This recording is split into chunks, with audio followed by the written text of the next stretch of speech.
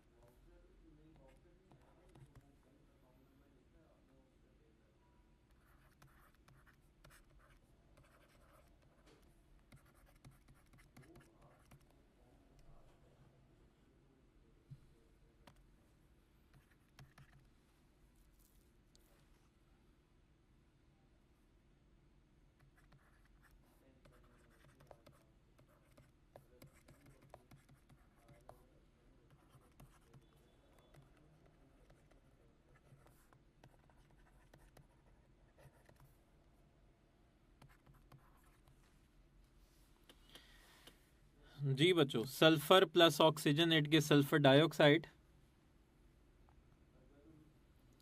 तो delta H है इसकी -10 किलो जॉल्स पर मोल। फिर सल्फर डाइऑक्साइड की हम ऑक्सीडेशन करते हैं और सल्फर ट्राइऑक्साइड बनती है।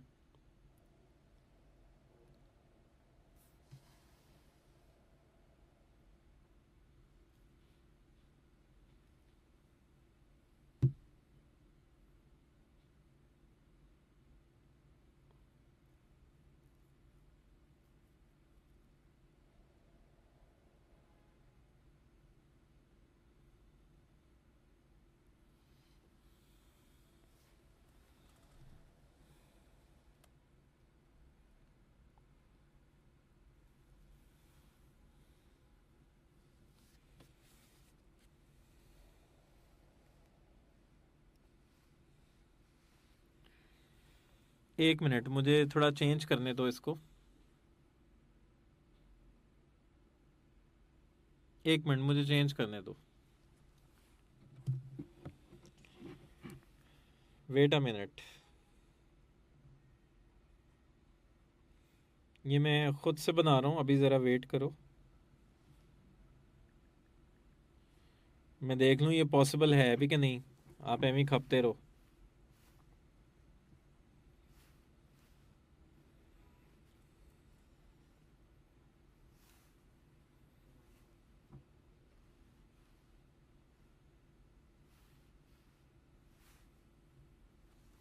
एक मिनट, एक मिनट। आपकी एम ई ATP ज़ाया हो गई तो मेरे पे इल्ज़ाम आ जाना है।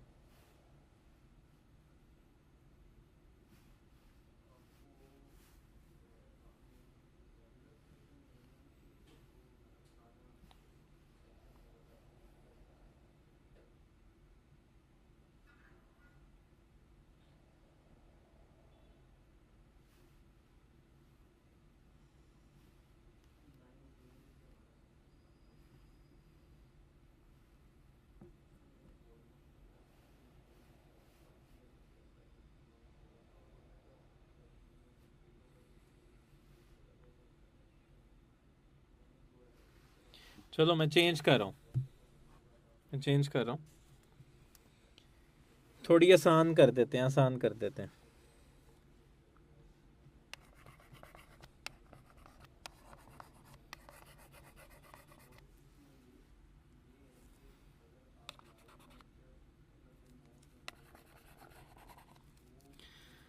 अच्छा जी, मेरे पास सल्फ़र डाइऑक्साइड सॉलिड है और इससे मैंने जाना है सल्फ़र डाइऑक्साइड गैस में, तो इसकी इंथैल्पी चेंज है 32 किलो जॉल्स पर मोल।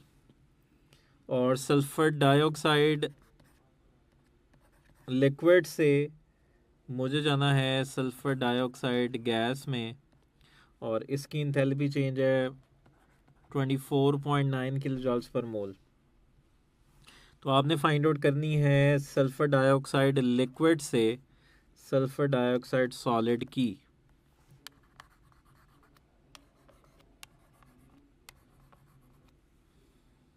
जी चॉइसेस हैं हमारे पास 57.2, 7.1, -7.1 और डेल्टा -57.2।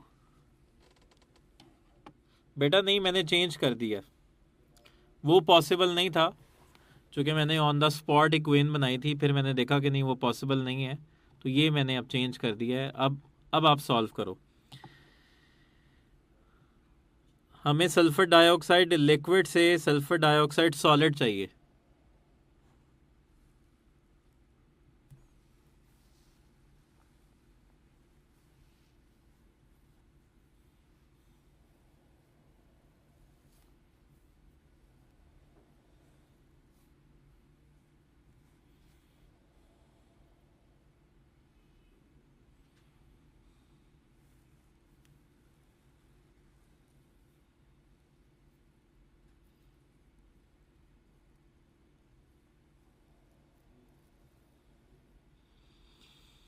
नो,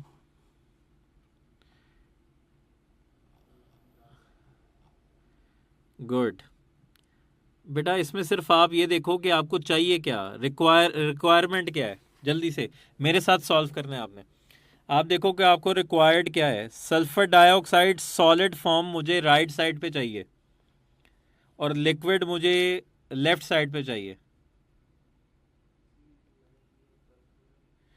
तो सॉलिड मुझे राइट साइड पे चाहिए, पर सॉलिड अपनी इक्वेशन में कहाँ है, रिएक्टेंट साइड पर है ना, तो आप इस इक्वेशन को इन्वर्ट कर दो। तो लिहाजा आप इस इक्वेशन को जब आप इन्वर्ट करोगे तो सल्फर डाइऑक्साइड गैस रिएक्टेंट हो जाएगी और सल्फर डाइऑक्साइड सॉलिड ये प्रोडक्ट साइड पर हो जाएगा। तो चूंकि मैंने इस इक्वेशन को इन्वर्ट किया है तो लिहाजा इसका साइन भी चेंज करना होगा, -32। अब दूसरा सल्फर डाइऑक्साइड लिक्विड मुझे रिएक्टेंट साइड पे ही चाहिए और वो रिएक्टेंट साइड पे ही है, तो ये वाली इक्वेशन एज इट इज़ रहेगी, सल्फर डाइऑक्साइड लिक्विड और सल्फर डाइऑक्साइड गैस। तो इसका साइन एज इट इज़ रहेगा 24.9। तो अब आप इन दोनों को ऐड कर दो, तो दोनों को जब ऐड करोगे सल्फर डाइऑक्साइड गैस से कट गया, तो पीछे रहेगी sulphur dioxide liquid and sulphur dioxide solid. तो इसकी जो इंथैल्पी चेंज है -32 + 24.9, आंसर इज -7.1। ठीक है बच्चों, लो जी अब हम पढ़ेंगे बॉर्न हेबर साइकिल। आखिरी टॉपिक है जी, बॉर्न हेबर साइकिल।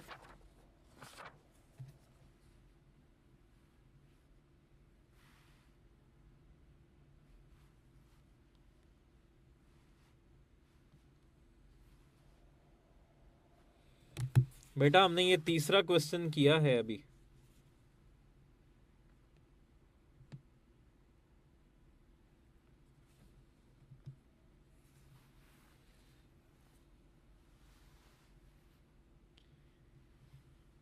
बेटा आप बेशक खाना खाओ, कोई मसला नहीं। जो चीज़ आपको आप देखो आपको रिक्वायरमेंट क्या है आपकी, कि sodium sulphur dioxide solid right side पर होना चाहिए और लिक्विड लेफ्ट साइड पर होना चाहिए। जो इनकी इक्वेशन दी हुई है उसमें सॉलिड लेफ्ट साइड पर था, तो इसको आपने राइट साइड पे लेके आना है, तो आप इसकी इक्वेशन को इन्वर्ट करोगे और जिसकी इक्वेशन इन्वर्ट करोगे उसका साइन भी चेंज होगा। जबकि लिक्विड आपको रिएक्टेंट साइड पे ही चाहिए तो वो रिएक्टेंट साइड पे ही लिखोगे, फिर आप इन्वर्ट करने के बाद उन दोनों रिएक्शंस को ऐड कर दोगे। नेक्स्ट इसकी एप्लीकेशन है बॉर्न हेबर साइकिल।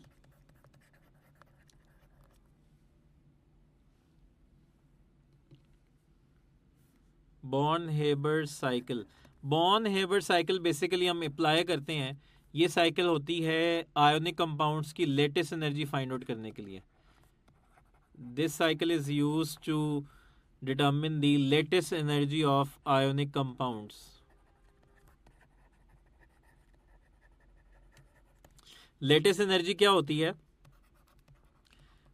जब भी हम 1 मोल आयोनिक कंपाउंड को उसके आयन से बनाएं, जब भी हम 1 मोल आयोनिक कंपाउंड को उसके आयन से बनाएं, तो जो एनर्जी रिलीज होती है उसको हम कहते हैं लेटिस एनर्जी। ये हमने आयोनिक कंपाउंड्स में पढ़ा है।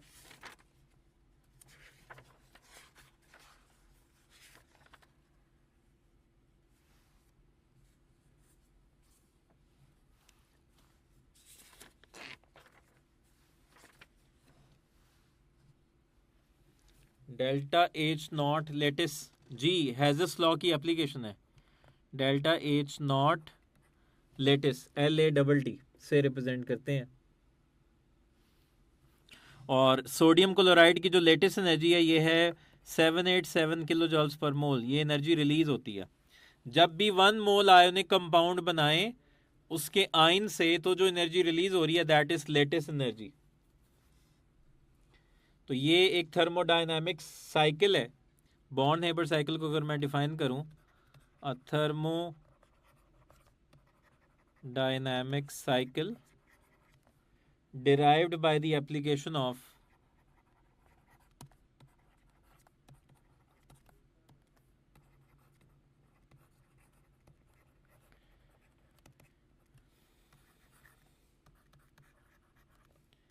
Haze's law is called Born-Haber cycle.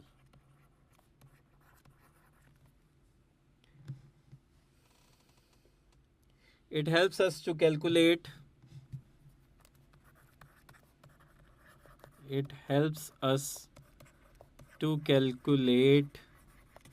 lattice energies of binary, खास करके बाइनरी आयनिक कंपाउंड्स के लिए हम इस्तेमाल करते हैं। वो कंपाउंड्स, वो आयनिक कंपाउंड्स जिसमें एक पॉजिटिव आयन हो और एक नेगेटिव आयन हो, यानी कि पॉजिटिव आयन एक से ज़्यादा ना हो, नेगेटिव आयन एक से ज़्यादा ना हो, तो इनको हम कहते हैं बाइनरी आयनिक कंपाउंड्स। इनकी लेटेस्ट एनर्जीज मालूम करने के लिए हम इस्तेमाल करते हैं। अच्छा, अगर आप गौर करो, लेटेस्ट एनर्जी कब होती है? जब हम किसी आयोनिक कंपाउंड को बनाते हैं उसके आयन से। अब ये जो आयन है, नेचुरली सोडियम जो है वो आयन की फॉर्म में एग्जिस्ट नहीं कर रहा ना। नेचुरली तो सोडियम सॉलिड फॉर्म में एग्जिस्ट कर रहा है। नेचुरली क्लोरीन जो है वो Cl2 की फॉर्म में एग्जिस्ट कर रही है। तो एक्चुअली ये जो है, ये इनको हमें आयन्स बनाना पड़ा। पहले मैं सोडियम से सोडियम आयन बनाऊंगा, क्लोरीन से क्लोराइड आयन बनाऊंगा, फिर वो आयन्स मिलेंगे तो आयनिक कंपाउंड बनेगा। ठीक है, तो इसका मतलब है आयोनिक कंपाउंड बनाने के हमारे पास 2 रूट है। वो कौन कौन से रूट हैं, उस रूट को समझना है आपने। एक तो डायरेक्ट मेथड है मेरे पास आयोनिक कंपाउंड बनाने का, एक डायरेक्ट मेथड है कि आपने उन कंपाउंड्स को मिलाया तो डायरेक्ट जो है ना हमारे पास एक आयोनिक कंपाउंड बन गया। मतलब ये मेरे पास सोडियम सॉलिड है और क्लोरीन डायटोमिक स्टेट में गैस है। अगर मैं इन दोनों को डायरेक्ट मिला दूं, तो जब मैं इनको डायरेक्ट मिलाऊंगा तो ये हमारे पास इनकी एनर्जी का लेवल है। तो जब मैं इनको डायरेक्ट मिलाऊंगा ना, तो सोडियम क्लोराइड बन जाएगा। क्या बन जाएगा? सोडियम क्लोराइड सॉलिड बन जाएगा। तो जब हम इनको डायरेक्ट मिलाते हैं और सोडियम क्लोराइड बन जाता है, तो ये कहलाती है enthalpy of formation of NaCl। तो ये क्या कहलाती है?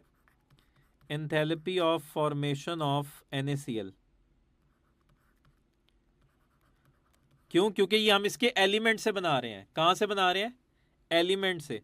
Enthalpy of formation of NaCl, और ये होती है हमारे पास -411 किलो जॉल्स पर मोल।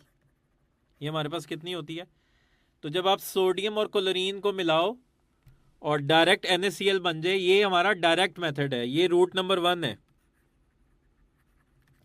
इसमें हमने डायरेक्ट सोडियम क्लोराइड को उसके आयन से सोडियम क्लोराइड को उसके एलिमेंट से बनाया, तो ये एंथैल्पी ऑफ फॉर्मेशन है और ये डायरेक्ट मेथड है। इसमें हमने उनको आयन्स नहीं बनाया, मैंने डायरेक्ट सोडियम और क्लोरीन को मिलाया और सोडियम क्लोराइड बन गया, तो ये डायरेक्ट मेथड था।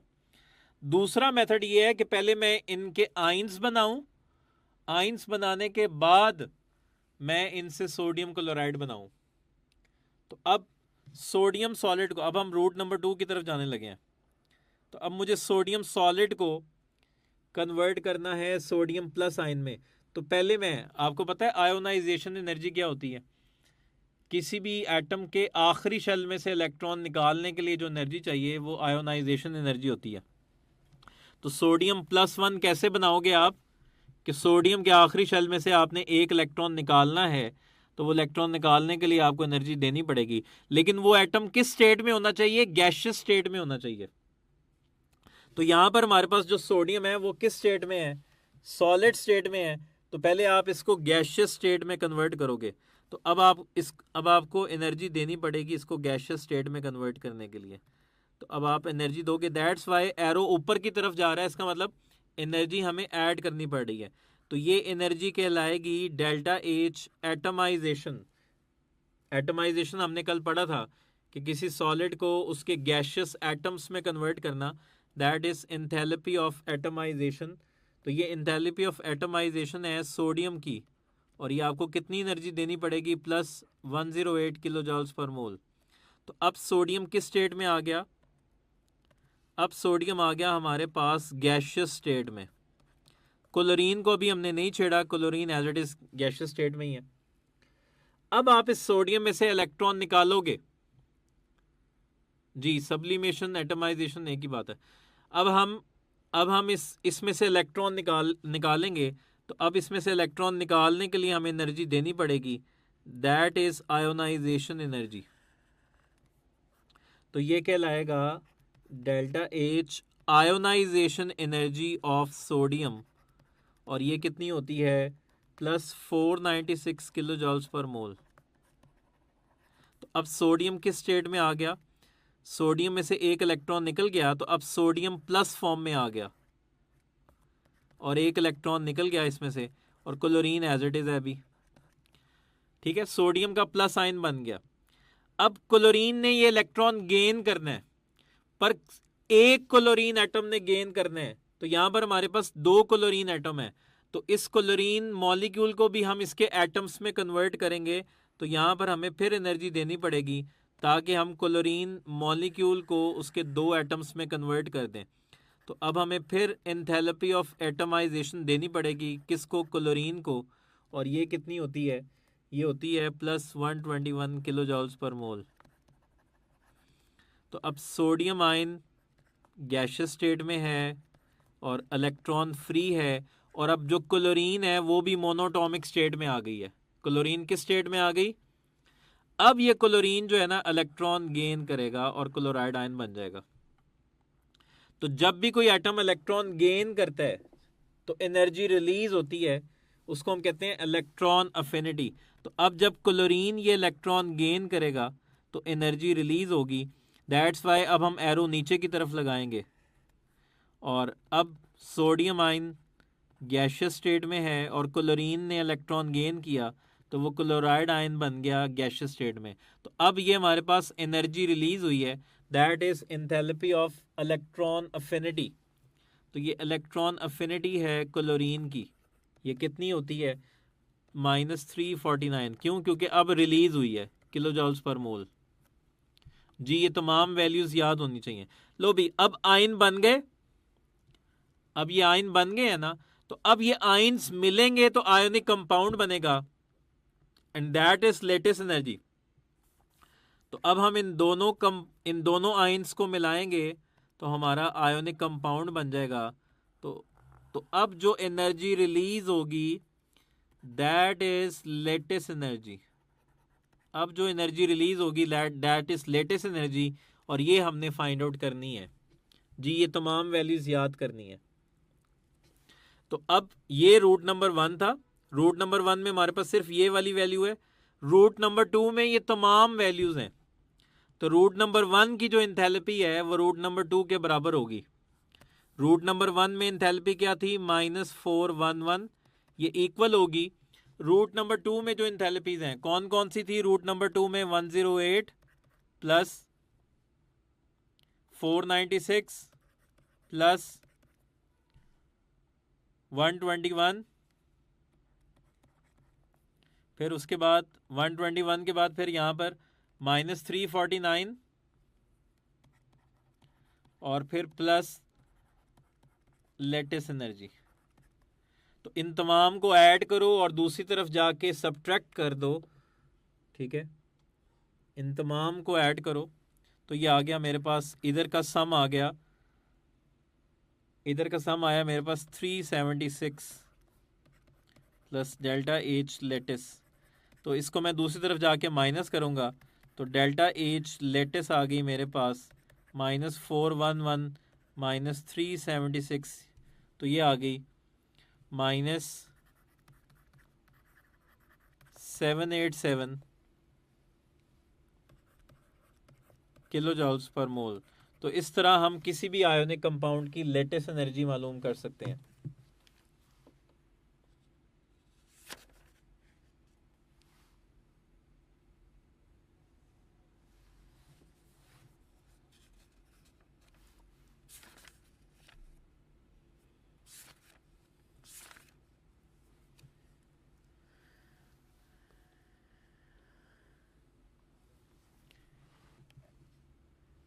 बेटा जब भी कोई सब्सटेंस पहला इलेक्ट्रॉन गेन करता है तो एनर्जी रिलीज होती है। फर्स्ट इलेक्ट्रॉन अफिनिटी नेगेटिव होती है, सेकंड पॉजिटिव होती है। जी बेटा, डेल्टा एच एटमाइजेशन की जगह सब्लिमेशन भी लिख सकते हैं। जी बाइनरी कंपाउंड है ना, KCl हमारे पास बाइनरी कंपाउंड है तो उसकी भी मालूम कर सकते हैं।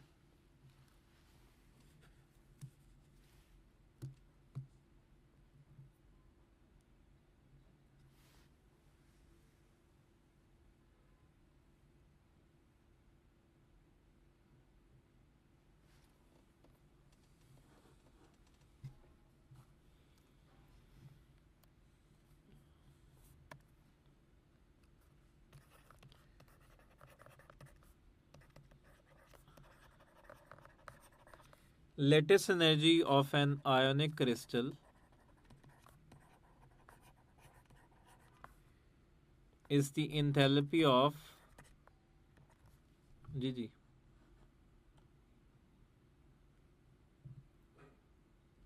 ठीक है, इतनी नीचे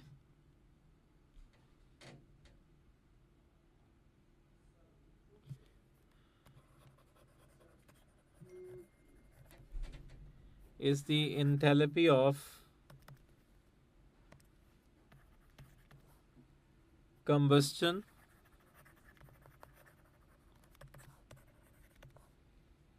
dissociation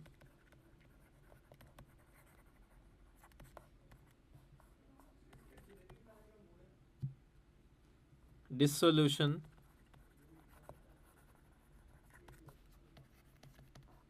formation।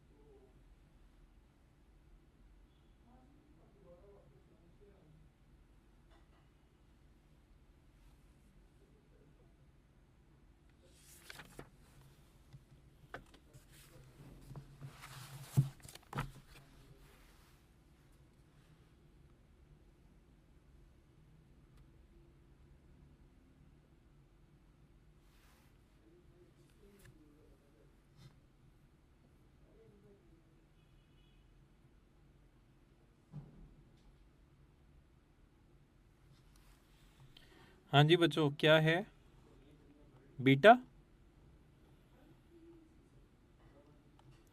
बेटा लेटेस्ट एनर्जी जो भी होती है ना, ये जो लेटेस्ट एनर्जी है, इसमें हम क्या कह रहे हैं कि हम 1 मोल आयोनिक कंपाउंड बना रहे हैं उसके आयन से। तो ये बेसिकली हम इसमें आयोनिक कंपाउंड बना रहे हैं, तो ये फॉर्मेशन ही होती है, ना तो ये कंपोजिशन है, ना सॉरी ना ये कंबस्शन है, ना ये डिसोसिएशन है, ना ये डिसोल्यूशन है, ये बेसिकली फॉर्मेशन है।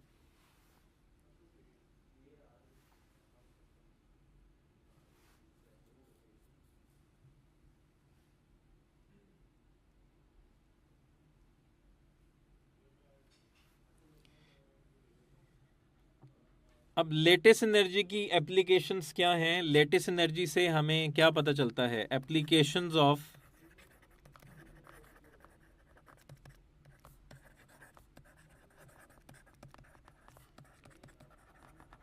लेटेस्ट एनर्जी, एक तो हमें पता चलता है इससे स्ट्रक्चर, आयोनिक कंपाउंड का स्ट्रक्चर क्या है, यानी कि अगर लेटेस्ट एनर्जी ज़्यादा होगी तो फिर स्ट्रक्चर कुछ और है, लेटेस्ट एनर्जी कम है तो फिर स्ट्रक्चर कुछ और है। बॉन्डिंग की स्ट्रेंथ के बारे में भी पता चलता है, अगर ज़्यादा स्ट्रॉन्ग बॉन्ड है तो लेटेस्ट एनर्जी ज़्यादा है, अगर वीक बॉन्ड है तो भी, अगर वीक बॉन्ड है तो फिर लेटेस्ट एनर्जी कम है। और आयोनिक कंपाउंड की प्रॉपर्टीज़ के बारे में पता चलता है कि आयोनिक कंपाउंड की प्रॉपर्टीज़ क्या होंगी। अगर उसकी लेटेस्ट एनर्जी बहुत ज़्यादा है तो लिहाजा वो वाटर में डिज़ोल्व नहीं होगा, ठीक है, उसकी लेटेस्ट एनर्जी बहुत ज़्यादा है ना, लिहाजा वो आसानी से अपने आइंस में स्प्लिट नहीं हो सकता। आइंस में स्प्लिट नहीं होगा तो वाटर में डिज़ोल्व नहीं होगा। अगर लेटेस्ट एनर्जी कम है तो आसानी से आइंस में स्प्लिट हो जाएगा।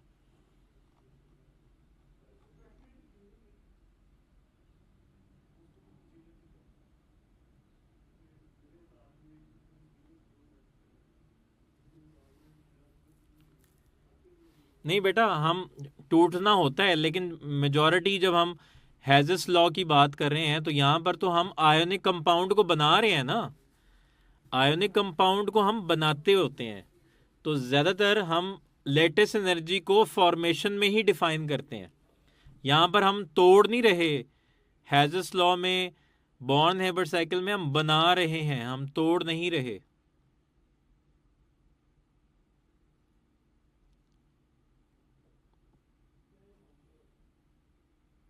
बेटा अगर लेटेस्ट एनर्जी ज़्यादा है तो उसका मतलब है कि उनके दरमियान जो बॉन्ड है वो बड़ा स्ट्रॉन्ग बॉन्ड है, लिहाजा वो आसानी से अपने आइंस में स्प्लिट नहीं होंगे। एक बॉन्ड बनने में जितनी एनर्जी रिलीज होती है, उस बॉन्ड को तोड़ने के लिए उतनी ही एनर्जी रिक्वायर होती है।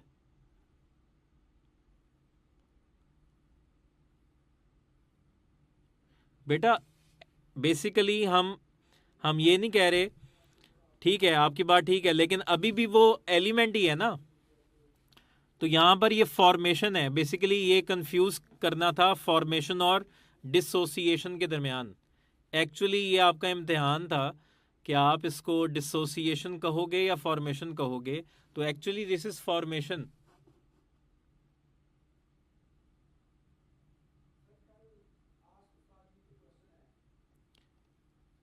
नहीं, आयोनिक कंपाउंड्स में हम फॉर्मेशन कह सकते हैं, ठीक है, वो आपकी बात ठीक है, लेकिन इन तमाम ऑप्शंस में एक्चुअली लेटेस्ट एनर्जी में हम एक कंपाउंड को बना रहे होते हैं। नहीं बेटा, बाइनरी बाइनरी आयोनिक कंपाउंड्स के लिए हम ये इस्तेमाल करते हैं, जो बाइनरी आयोनिक कंपाउंड्स नहीं है उसके लिए हम ये इस्तेमाल नहीं करते। हाँ जी, अगर लेटेस्ट एनर्जी बहुत ज़्यादा है तो इसका मतलब बॉइलिंग पॉइंट भी हाई है। जी, डिसोसिएशन का मतलब है टूट जाना। ठीक है बच्चों। बेटा नहीं, लेटेस्ट एनर्जी और हाइड्रेशन एनर्जी दो डिफरेंट बातें हैं ना। लेटेस्ट एनर्जी तो आइंस के दरमियान एक फोर्स ऑफ अट्रैक्शन होती है। हाइड्रेशन एनर्जी तो हम बात करेंगे जब आइंस और वाटर में जो फोर्स ऑफ अट्रैक्शन डेवलप होगी, उसमें जो एनर्जी रिलीज होगी, दैट इज हाइड्रेशन एनर्जी। तो जिस आयन की लेटेस्ट एनर्जी ज़्यादा है, उस आयन की हाइड्रेशन एनर्जी भी ज़्यादा होगी। जी बेटा, ये चैप्टर जो है ख़त्म हो गया। इंशाल्लाह कल हम इलेक्ट्रोकेमिस्ट्री स्टार्ट करेंगे और वो भी जो है ना ख़त्म हो जाएगा 2 दिन में। जी जी जी, क्या क्वेश्चन है केमिकल काइनेटिक्स से?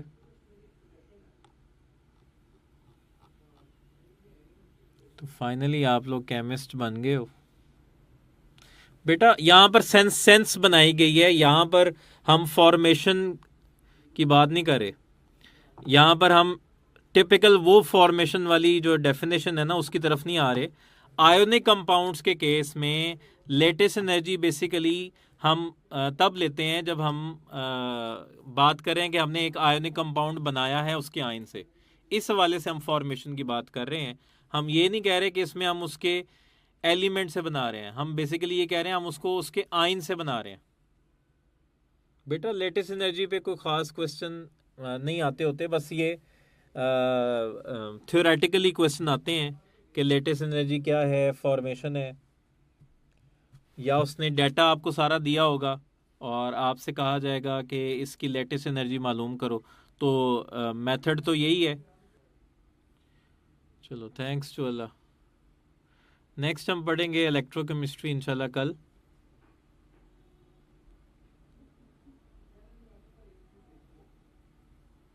कौन सा वाला?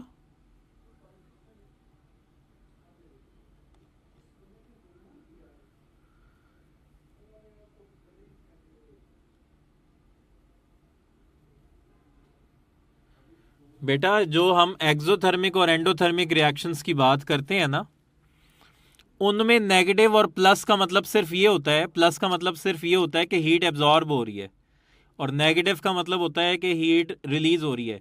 यहां पर नेगेटिव साइन सिर्फ ये शो कर रहा है कि हीट रिलीज हो रही है। तो नेगेटिव साइन का मतलब सिर्फ ये है कि हीट रिलीज हो रही है। बाकी साइन को इग्नोर करके आप देखो कौन सी बड़ी वैल्यू है, 57.4 ज्यादा हीट है या 55.2 ज्यादा हीट है। माइनस साइन सिर्फ ये शो कर रहा है कि हीट रिलीज हो रही है। तो 57.4 बड़ी वैल्यू है।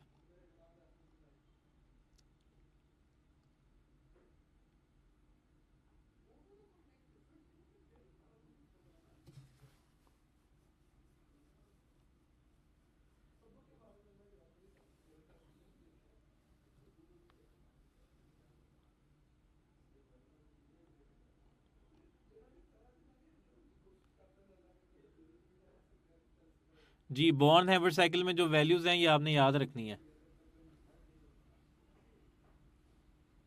बेटा, हो जाएगा इंशाल्लाह। बेटा हैज़ेस लॉ ये कहता है कि अगर आप एक केमिकल रिएक्शन एक से ज़्यादा रूट से परफॉर्म करते हो, तो आप जिस मर्जी रूट से केमिकल रिएक्शन परफॉर्म करो, हर रूट की इंथैल्पी चेंज सेम होगी। ठीक है?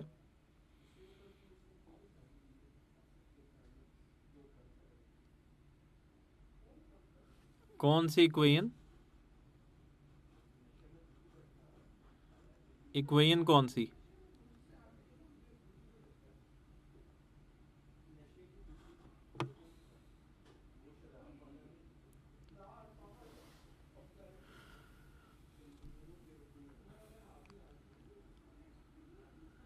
आपने पहले कार्बन से डायरेक्ट कार्बन डाइऑक्साइड गैस बनाई है, ये रूट नंबर 1 है। फिर पहले आपने कार्बन से कार्बन मोनोऑक्साइड बनाई और कार्बन मोनोऑक्साइड से कार्बन डाइऑक्साइड बनाई, तो ये रूट नंबर 2 है, तो ये इनडायरेक्ट है। तो रूट नंबर 1 की इंथैल्पी रूट नंबर 2 की इंथैल्पी चेंज के बराबर होगी। ठीक है? तो ये एप्लीकेशन है उन रिएक्शंस के लिए जिनकी हम डायरेक्ट कैलोरी मीटर से मैयर नहीं करते, उनके लिए फिर हमारे पास ये हैज़ेस लॉ है। तो हम ये लॉ अप्लाई करके उनकी भी फाइंड आउट कर लेते हैं।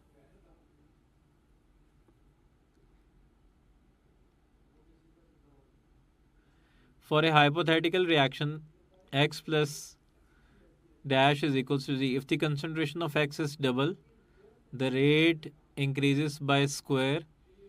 If the concentration of y is double, the rate increases twice. The experimental rate law of this reaction is, हाँ जी, तो रेट इसका आएगा ना हमारे पास, रेट इज इक्वल्स टू, अगर आप y की कंसंट्रेशन बढ़ाते हो